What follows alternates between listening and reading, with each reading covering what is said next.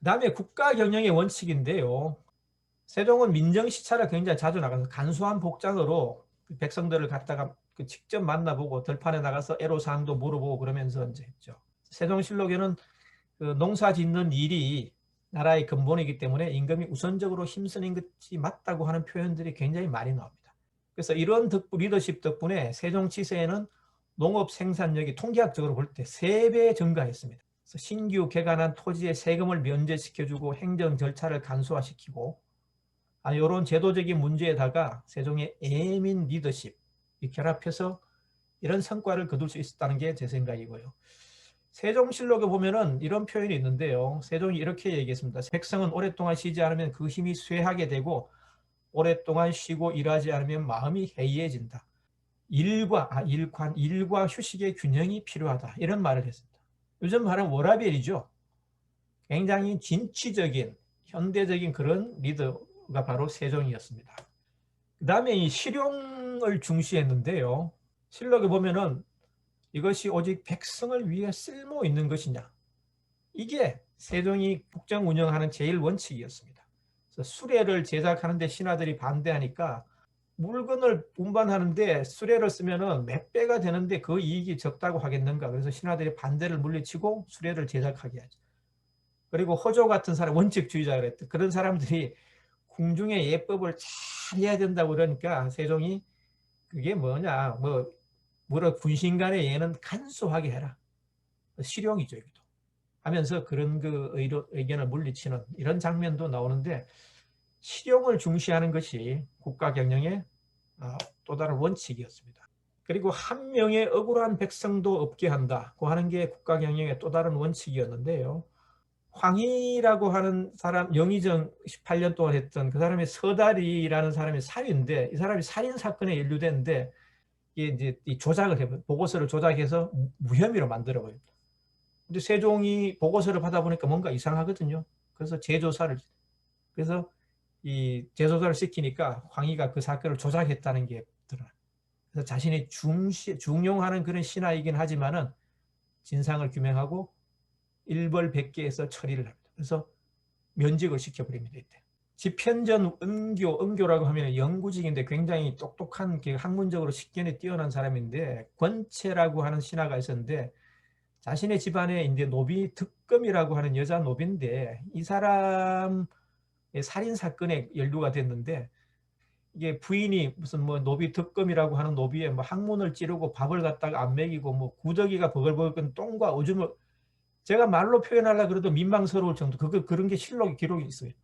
권채의 부인이 그렇게 했다는 겁니다. 그래서 결국 죽었던 거죠.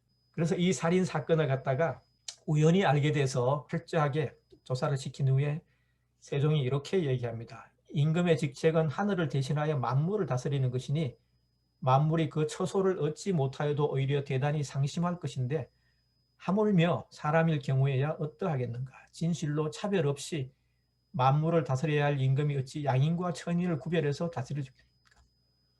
천인이라도 하더라도 한 명의 억울한 백성이 없게 한다는 게 세종의 또 다른 국가 경영의 원칙이었던 것입니다. 그 다음에 세종은 요즘 생각해도 굉장히 파격적이다고 생각이 들 정도로 사회적 약자를 보는 시스템, 제도를 갖다가 파격적으로 했습니다. 여성 노비의 출산 휴가를 기존에 7일이었는데 100일로 늘렸어요. 그리고 그것뿐만 아니라 출산 1개월 전부터 노비를 모든 의무에서 면제를 시켰어요. 그것뿐만 아니고 출산 노비의 남편에게도 30일간 휴가를 줬습니다. 그리고 감옥 환경을 개선하고 죄수들의 인권 처우 개선에 앞장섰고 여성 의녀 제도를 도입하고 그 다음에 80세 이상 고령의 노인을 모두 참석하게 해서 수시로 양로연을 베풀어서 고령의 노인들을 위로했던 거죠. 이때는 뭐 고령화 문제 이런 것도 없었는데 이 세종이 그렇게 했던 거예요. 신하들이 이 천인 노인들은 참석하지 못하게 해라고 얘기하니까 세종이 이렇게 얘기해. 노인을 위로하는데 신분의 높고 낮음이 그게 무슨 상관인가. 다 참여. 그래서 잔치를 베풀어주고 이렇게 함으로써 파격적인 제도로 사회적 약자를 돌본 것이 국가 경영의 또 다른 원칙이었습니다. 그리고 사대를 했죠. 명나라에 사대를 할 수밖에 없죠. 이런 걸 세종의 이런 정책을 가지고 요즘 시각에서 세종이 사대주의자다 그 비판하는 사람들이 역사학자 중에서도 그런 사람들이 가끔 있는데요. 그건 하나는 알고 둘은 모르는 거라는 게 제 생각입니다. 자신들을 보내가지고 명나라에서 많은 걸 요구를 했어요. 공여, 말, 해동매, 부처, 사리 이런 것도 요구했는데 세종은 묵묵하게 다 들어줬어요. 야, 웬만하면 다 들어줘. 왜? 꼬투리를 잡히지 않고 외교적으로. 어떻게 보면 일방적인 조공이 아니라 무역의 일환이라고 볼 수도 있습니다. 그러니까 경제적인 관점에서 보면은 그 예를 들면 부처의 사리를 갖다가 명나라에서 요구를 할 때 명나라에서는 양을 1000마리를 갖다가 우리한테 보냈습니다. 그러면 이게 이제 트레이드 오프 하는 거죠. 무역이라고 볼 수 있는. 그렇게 보면은 뭐 사대라고 하는 관점에서 이념적인 관점에서 이게 비판할 수 있는 성질의 게 아니라는 게 제 생각. 그래서 명나라와 외교적 마찰이 없이 세종은 철저히 국가적인 실리를 챙겼습니다.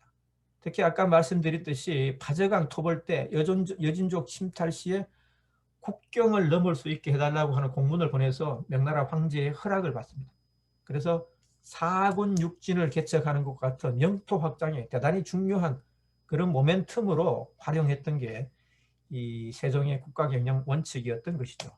그리고 재난에 대비하는 시스템을 구축했다는 게 굉장히 중요한데 도성에 그 임금이 자리를 비운 사이에 화재가 났는데 화재가 난 이후에 소방도로를 확장하고 방화벽을 설치하고 금화도감, 요즘 말로 하면 소방방재청인데요. 상설 기구를 설치.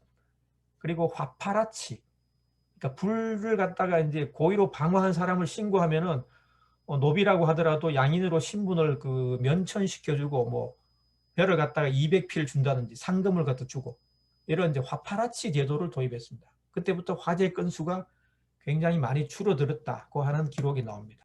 그리고 국가경영의 원칙 중에 신중하게 결정을 하되 원칙은 결정된 걸 쉽게 바꾸지 않는다는 게 세종의 또 다른 원칙이었습니다. 아까 말씀드린 손실다품법을 공법으로 바꾸는 과정에서 오랜 세월 걸쳐서 했다고 이건 아까 말씀드렸죠. 이렇게 해놓고 신중하게 오랜 세월 신중하게 결정을 해놓고는 그 다음에는 시행 과정에서는 또 시행하다 보면 여러 가지 문제점이 나타나죠. 그래서 반대 의견이 막 나오는데 그때는 원칙을 지켰다는 겁니다. 지금 큰 법을 세우고자 하는데 너희들이 어찌 이렇게 번거롭게 청하는가. 공법을 시행함에 있어 반대하는 자가 많다. 그러나 이미 세워진 법을 고칠 수는 없다. 딱 부러지게 원칙을 그대로 한번 세워진 원칙을 쉽게 바꾸지 않고 일관성 있게 추진해 나가는 게 또 다른 세종의 원칙이었던 거죠.